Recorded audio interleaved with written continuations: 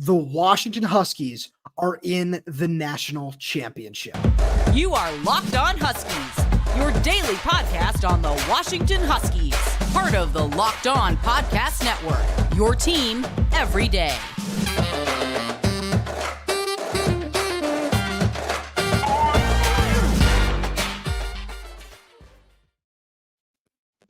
Welcome back into another edition of the Locked On Huskies podcast. I'm Roman Tomashoff. That's Lars Hanson. We write for Inside the Huskies of Fan Nation and Sports Illustrated. You can check out our written work over there at si.com/college/Washington. It is Tuesday morning down here in Louisiana, so I can say thank you for making this your first watch or first listen of the day. Today's episode is brought to you by FanDuel. Make every moment more right now. New customers get $150 in bonus bets with any winning $5 moneyline bet. That's $150 if your team wins. Visit FanDuel.com/lockedon to get started. Lars, right off the top here, I got into the elevator here at the Sheraton in New Orleans.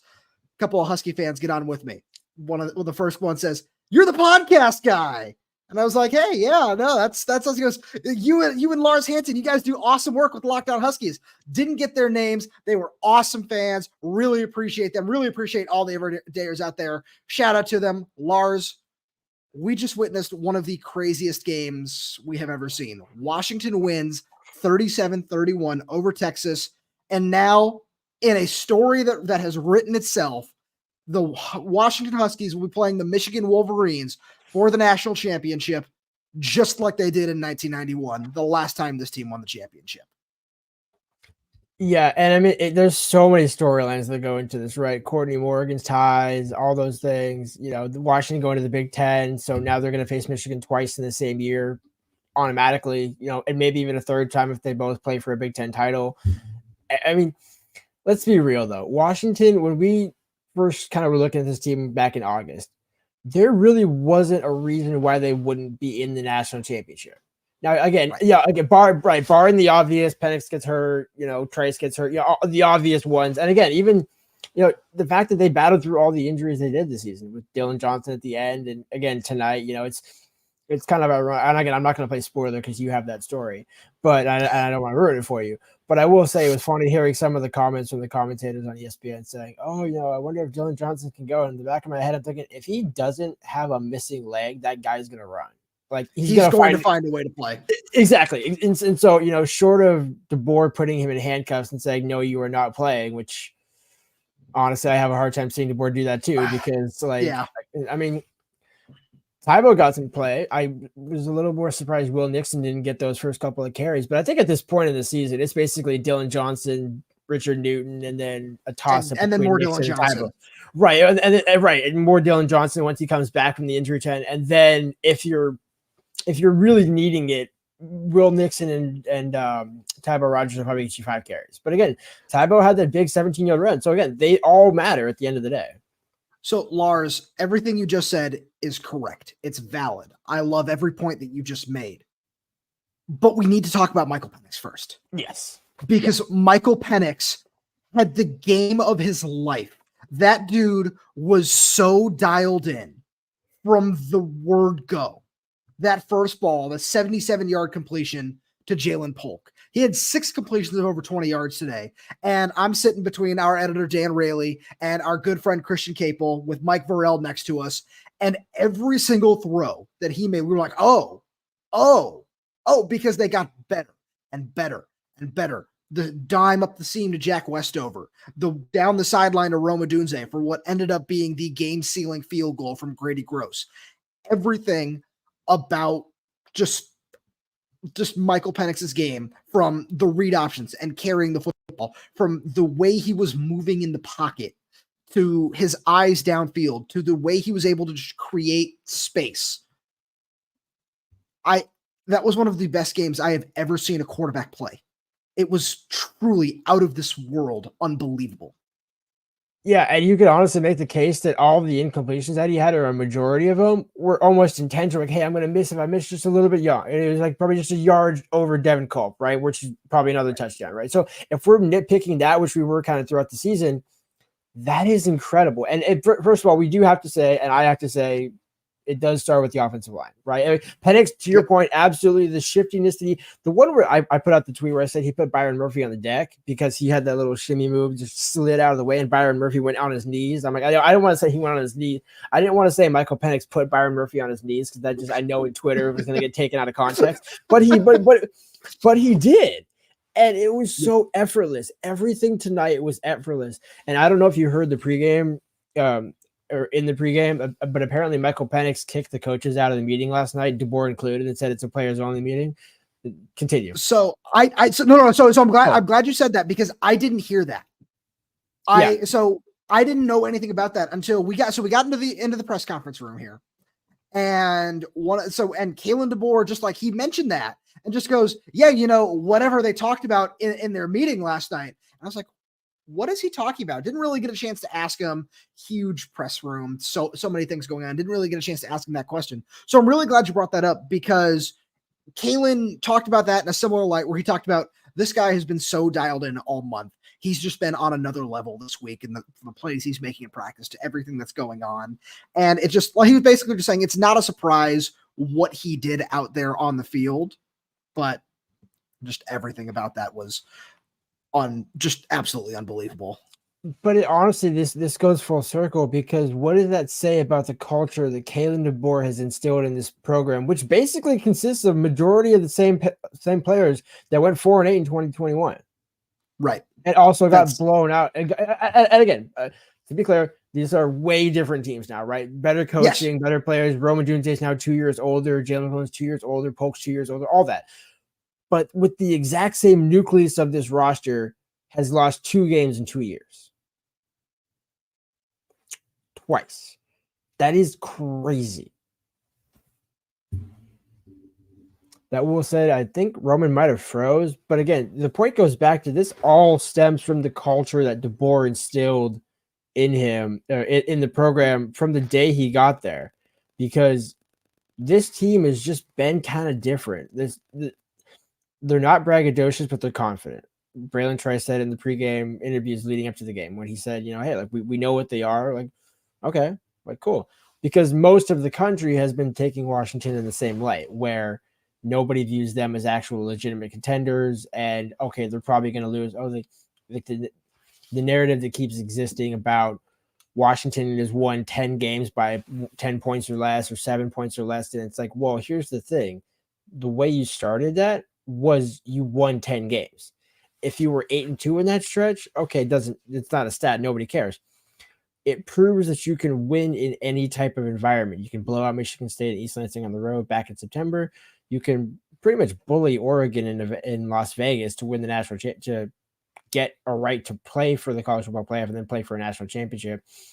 And even though it was a 3-point win, the fact that it was only a 3-point win, Roman, I continued on in my spiel even though you were gone. So I kind of basically just carried on. So let me just finish. Let me just finish the point that I was on, because basically what I was saying was the point about when Washington had won 10 straight games by 10 points or fewer. Who cares? They won 10 games. The lead of that sentence is you've proven that you can win in the rain in Corvallis. Yes. The bright lights in Vegas against Oregon, the big pressure against Oregon at Husky Stadium, a pushover team in East Lansing. But again, those are that Michigan State game could have been Arizona State last year. Where you go, right. They rally around Harlan Bennett, they play out of their world, the Penix and the guys aren't prepared. But let me end this point by saying Michael Penix was on Dana Jeremiah and Bucky Brooks' podcast, I believe back in July or August, kind of sometime around Pac-12 Media Day. And they asked him, like, what do you want to do? What's your goal here? And Penix is just, kind of looking like just chilling at the laptop. He's like, to win a national championship. And people called him crazy. And like he left it there. He left it right there. He left it right there. And it was so true because this team had all the pieces, it had all the coaching.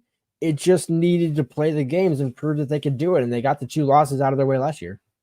Right. No, you're absolutely right. Shout out to the internet here. This just a peek behind the scenes for everybody really fast. That exact same thing happened while we were recording the Monday show, but we carry on. We find a way to fight through. Shout out to unreliable hotel internet at times. There are a lot of really great comments here, and I know we're going to get to a couple, but real first, we got to get to some ads.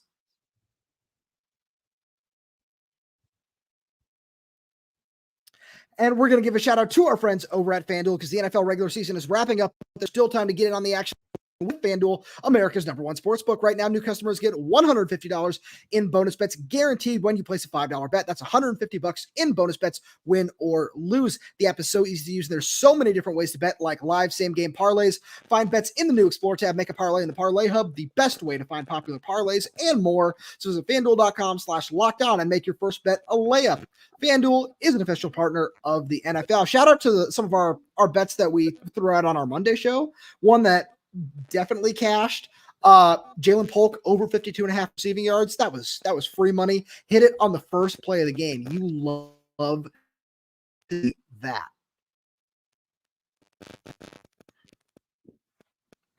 So, Lars, I want to get to a couple of these comments that we got over here because I apologize for, just ducking out for a minute with everything that's going here. Shout out to AWD with all this. They got to start saying at the Holiday Inn. I'm at the Media Hotel here. We're at the Sheridan. We're doing what we can here. So there are a couple really just comments that I think we should address for one reason or another. This one here says super conservative, running flea flickers and not running clock. Lars and I, we've had this conversation this season. It felt like Ryan Grubb was kind of going for the kill, which you can say what you will. They won, so it doesn't matter. I don't necessarily hate the idea of going for the kill. What I didn't like was, and this is obvious, but what I was terrible and almost came back to bite them. I was talking to a new, hopefully future friend of the show, Kenny Mayne, on the sideline. And we were having this conversation where just, if you kick the field goal there, instead of going for it in the first half, none of this happens. This is over. This is done with. This is not happening. So that was the one that actually bothered me more than some of the stuff at the end. Well, I honestly think in a way, I said it on the show on Monday when I said if Ryan Grubb doesn't beat Ryan Grubb wanted to just make the game more interesting at the end by going for it early, not getting it, and then setting up for it. Because to be fair, they kind of had to, they didn't have to go for it, right? But there's certainly more of a rationale to go for it on 4th and 1 in the second half, and especially was fourth quarter, right? Main fourth quarter. Yeah. Well, the one I'm talking about is the one early in the game. Right, no, the one that was unexcusable was early in the game, but the one they ended up, but that one backed them almost into having to go for it again late when they ended up getting it. And so if you don't go for it first, but then again, I mean, there's also so many where you even take 3 points against when you get the turnover in Texas, and then Jeremy Bernard, things happen. Yep. But man, he made up for it though. That was a fantastic play in the second half. I was going to say that was kind of my thought. And I do want to shout out to DeBoer again, going back to his culture. When he was talking to Jeremy on the sideline, Jeremy wasn't looking at DeBoer. DeBoer was kind of intentionally talking like into his ear, kind of like almost like looking past each other. Like, hey, I'm going to talk to you. You're just going to hear what I have to say, but I'm not actually looking at you or making eye contact with you. Very stern, almost like a dad, kind of like, hey, you missed curfew by 30 minutes. Like, I'm not pissed because you're home. You're fine. You didn't get anybody in trouble. I mean, you might get us in trouble later. Who knows? But we're going to put you back out there. Now, again, granted, to be fair, he was real quick with the fair catch on the second one. But, it was still kind of good to see DeBoer not throw Rome out there or Jalen out there and punish Jeremy or make it even look like they were punishing, right?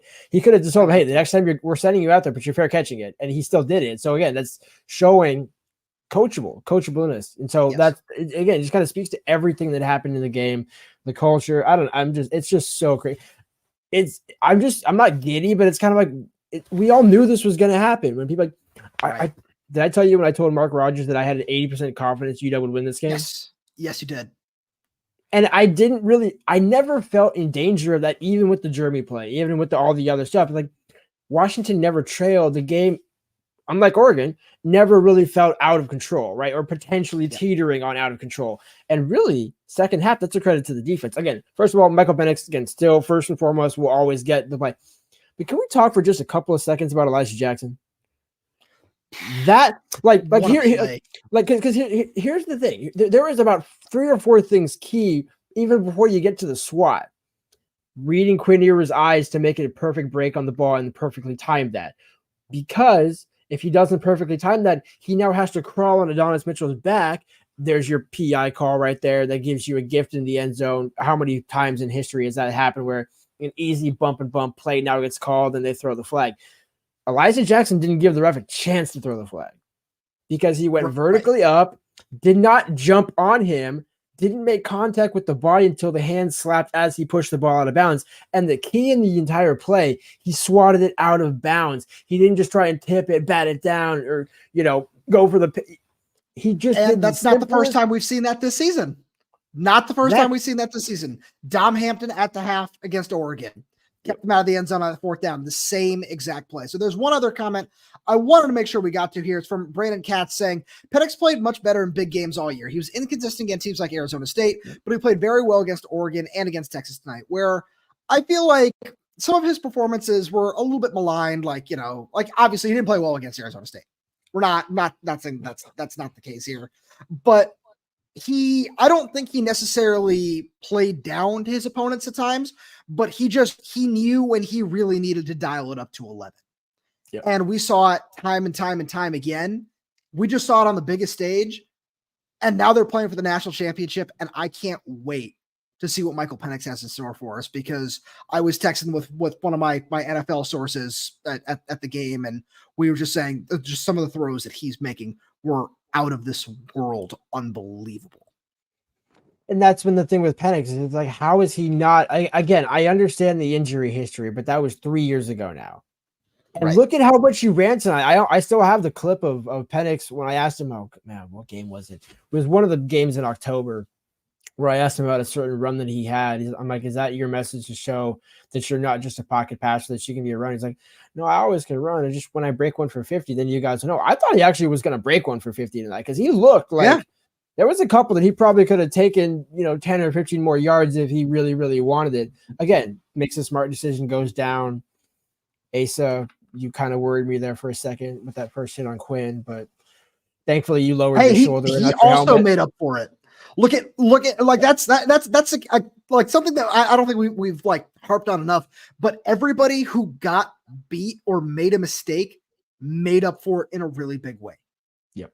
Elijah got beat a couple times, comes back, wins the game. Asa gets that bad penalty right before the half, forces a fumble. Just Jeremy making the big play after fumbling. There were so many of those, and that's just, it shows to the coaching on this team. It shows to the resiliency of this team. Speaking of resiliency, I see a whole bunch of comments here talking about Dylan Johnson's injury. Kalen DeBoer didn't really give any particular update. All he said was that he hadn't been able to talk to the training staff, but it sounds like it was a similar injury or just a re-aggravation of what happened against Oregon State. So that's all we know right now, but it's hard to say that he's going to miss time. And we're going to get into the pass rush, because AWD says the Durfee hype didn't happen. This is true. Only got in for one series. He only got a couple snaps, which we can't say we're surprised by. We definitely were the perpetrators of hyping him up a lot. We can't say we're surprised by the result, but hey, he went to that Dwight Freeney spin move on the very first snap that he was in there, and that was awesome. And Lars, the one guy that we need to talk to about is we need to talk way more about Bralen Trice. We're going to take a quick break real fast.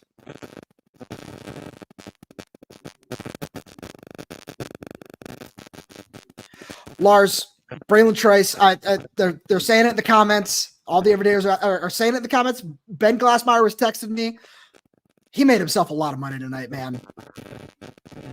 I mean, but here's the thing. Like, Bralen wasn't bad this season. He just got triple teamed the entire time. Like, it was like, but I think it was kind of like, and I could kind of sense it in Bralen's voice when I heard him in the interviews leading up to this game, where he's like, I'm just ready, man. Like, I'm just like, it was honestly the same thing on the podium after the game when he's like, yeah, bring it on. Like, come on, I'll play 5 more games. Like, let's go. Like, right.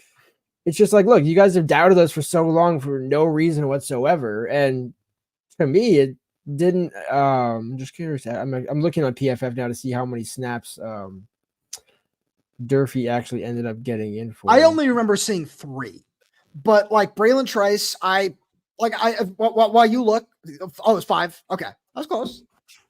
But no, continue. Sorry, I just want to say. Yeah, no. So I wrote about it earlier this week over on Inside the Huskies. Bralen Trice, this whole pass rush was maligned for much of the season. It was just kind of, when are the pressures going to turn into sacks? And we saw tonight that they came through in the biggest moment. And we've seen it in the comments all year long. We've seen it everywhere. The defense isn't good enough to win a national championship. The defense isn't good enough to do this. The defense isn't good enough to do that. They're there now. And it was all due to opportunistic plays. No, please continue. I was going to say, I don't know if we can say that anymore. I don't think, again, they might not win a national championship in terms of the Blake Corum was going to get his yards. I honestly think JJ McCarthy is going to struggle against the defense, but I'm just more worried about Blake Corum. That to me is my concern, because that offensive line and his running ability, my word, I don't know if Washington has an answer for that. But this defense has certainly proved. Again, thank you for that comment down there, because yes, that pressure on third down by Mish. Yeah, I thought he got him. I thought he sacked him. Same. That's why, because when they were looking at when the clock kept rolling and they were like, "Oh, we were going to put 1 second on," I'm like, wait, did his? But then they slowed it down. And you could see he got the ball up before the knee hit the ground. Because if his knee hits the ground, the seconds run off and the game's over. Yep. And when they put 1 second back on the clock, I was still standing next to Kenny, and we were just like, "Is it really going to come down to this? Is this really what's going to happen right now?" Because I thought about that in the moment. I'm thinking Washington has been tied, but they've never trailed the entire game. You can't tell me in the last second of the game they're going to lose. Like, just imagine. Again, now we can imagine this, right? Because it's not reality, right? And we can, make this quick here. But imagine they lose after everything this team. That's why I was so confident in this team winning, and why I still feel confident. Again, I'm not as confident against Michigan because that's a unit over there. But again, I do think it's worth pointing out real quick as Washington heads to the Big Ten. Big Ten was overrated this year by a little bit. Again, still a phenomenal conference. Still glad Washington is going to the Power Conference and not fledgling in the Pac-2. But it wasn't that great. Now, again, you can say opt-outs, you can say all this and that, but I think in a regular season with this roster, maybe Washington loses a game. But I don't know. And again, depending on who they would face in that schedule. Yeah. Right. But again, I don't know. Because again, it wouldn't be pretty, right? You're gonna have the Arizona State game in the Big Ten. I guarantee it. It's probably gonna be Iowa, knowing how that whole situation works. But they always find a way to win. Energy vampire. No, exactly. That's what they always find a way to win. Exactly. And absolutely. I mean, again, and by the way, I was a little concerned in the opening kickoff with Grady not kicking it through the end zone. Grady, over 7.5, hit, boom, money. Bang, go. Bang. I forgot we had that one too. I was gonna say that was mine. I was like, yes, yeah. I was gonna say, I was like, I know there are others.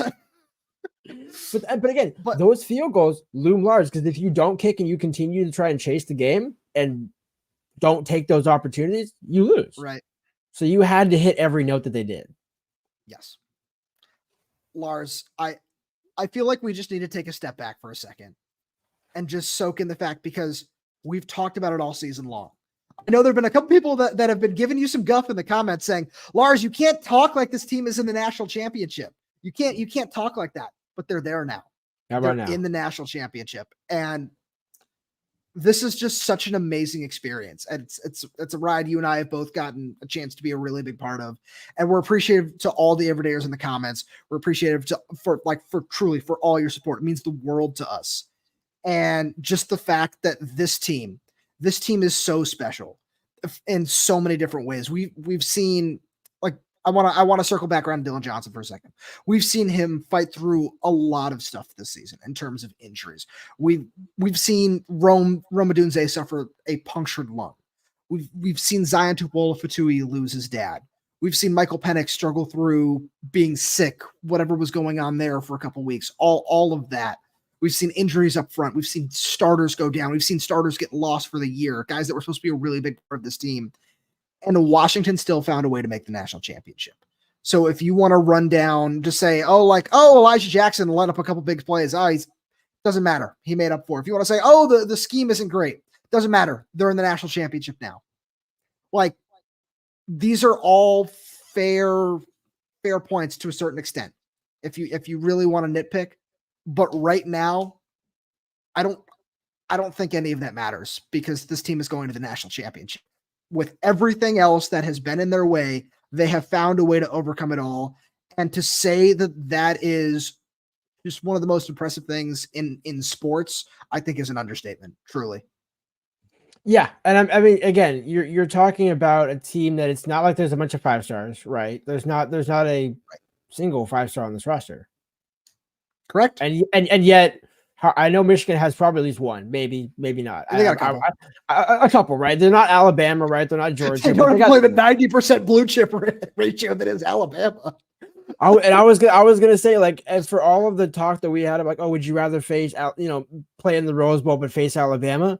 I'm good with that, actually. I mean, to be fair, this was the year Alabama was gonna get got because Jalen Milroe is a fantastic athlete. But my word, I got some questions about that offense. And I think, again, the irony here, Ryan Grubb bet on Kalen DeBoer, paid off.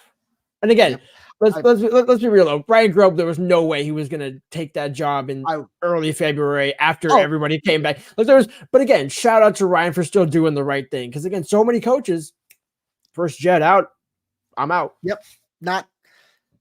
And what does that speak to? What is one of our messages of this entire week leading up to this has been?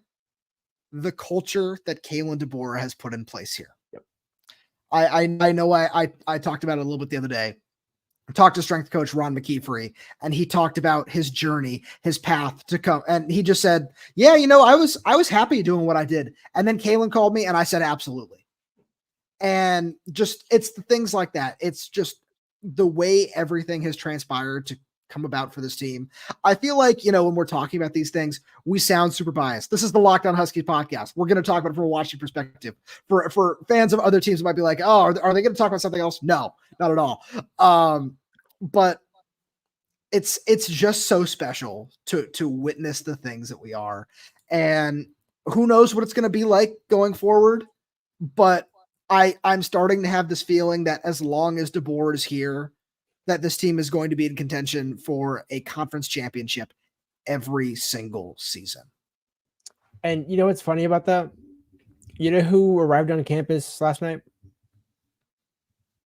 Yeah, well, Saturday night, Sunday night, one of those two nights. Will Rogers. So Will Rogers is now all the freshmen that are going to be rolling. Now you're having a culture overlap of one team playing for a national championship. These other guys becoming students and kind of just going through the motions and just kind of becoming just around the program and the guys and having them in the building. And imagine you just signed with the Washington Huskies and you had committed to DeBoer before they even won a game in 2023, which most of these kids did. Now you are seeing these guys come back from New Orleans as Sugar Bowl champions with the right to play for a national championship, the first one since 1991, again, as you said, against Michigan. The message, the point about, DeBoer can't recruit or, DeBoer can't win the big ones.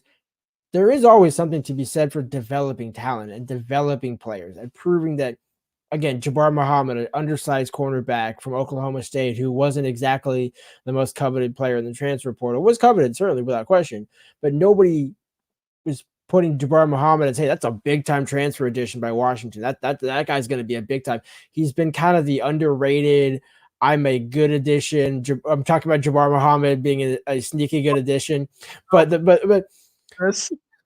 so what I was saying was that because I think you missed the whole point because I did. I missed everything. So I said Will Rogers got on campus this weekend. Oh, that's right. Yeah. And he posted a photo about, I think it was probably 8:30, 9 o'clock at night, I believe on Sunday night, but it could be Saturday night or Sunday night, one of the two. But it was, what I was bringing it to was there's now a cultural overlap. And again, sorry for the people watching live, I'm repeating it for Roman, but I do think it's worth repeating because now you're having these kids that committed before DeBoer ever won a game in 23. Again, obviously what they did in 22, being 10-2. But again, there's a difference between being 10-2 and being national champions or even playing in the playoffs, right? And that's what we've seen this season. But now imagine if you're Will Rogers, you're going to be around the build. Again, you're not playing in the game, you're not participating, but just to be on campus in the building with Jason Robinson Jr., Decker DeGraff, Kamori House. By the way, all these guys came together and watched the game together near the dorms tonight.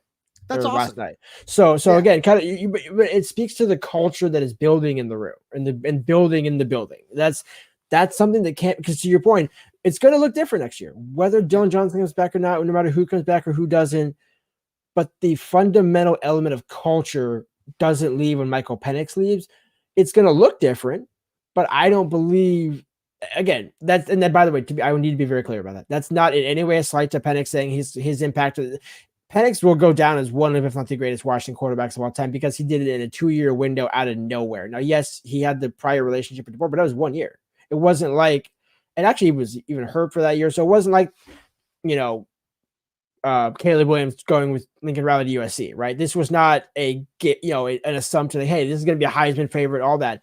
And he has made such a mark on the University of Washington. Penix would probably have a statue outside the building, which probably he will one day, or certainly, I guess he can't probably retire his jersey because that's going to be a popular number. But the point being that the mark that Penix has made will never be forgotten and cannot be replaced, but it can be carried on.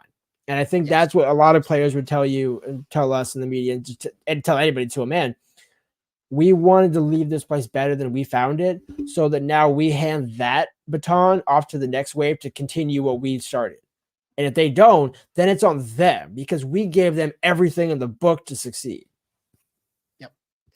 No, I love everything that you just said, and I feel like it's about time for us to get out of here. It's 2:30 a.m. here, and I was gonna say, I thought you might have fallen asleep. I know you weren't falling asleep. I figured I'm getting there, but the internet's certainly falling asleep. I don't know what's going on there. So thank you to all the everydayers for. No, please go ahead. It's some Texas controlled Wi-Fi. Sorry, go ahead. Hey, Bevo's still across the street, man. Now, thank you so much to all the everydayers for tuning in. We really do appreciate your support. We appreciate you hanging with us. Lars, it's past midnight in Seattle. It's 2:30 in the morning here. I don't know if I'm going to sleep tonight at this point, but this has just been such an amazing ride, and we can't thank you enough for being with us every step of the way. It means so much to us, and truly from the bottom of our hearts, thank you. And if you're new to the channel, this is what it's like. My internet doesn't cut out every single day. Like that hasn't been a thing recently. It used to be a thing, but that was a behind the scenes issue. It's not public like it was tonight. I wasn't going to say how you want to say it. No, I'll say it. For full transparency, I was in the same boat as Roman for a couple of times. So we have a give and take. So when I carry the show, you carry the show, it all works out. That's what we do here. But we're going to get out of here. And please, wherever you get this podcast, if you enjoy the content, if it's your first time here, please make sure to subscribe so you never miss an episode, because we're doing our best to update this channel every single day with new content. One quick update. The next show that we will have for you will probably be a live show on some point on Wednesday afternoon, just because of some travel arrangements and things like that. So stay tuned. Then we will definitely be getting a show out to you at some point. Then we really appreciate it. Make sure you subscribe wherever you get your podcasts, whether that's YouTube, Spotify, Apple Music, Amazon Music. We're there. We are everywhere. If you enjoy the content, please make sure you leave a like on the video. Leave us a 5-star review for your audio only. Leave us a comment down below if you have any questions, comments, concerns. Thank you so much for tuning in. Again, make sure to subscribe. It really does help the channel out a lot. We really appreciate you tuning in, and we will talk to you on Wednesday.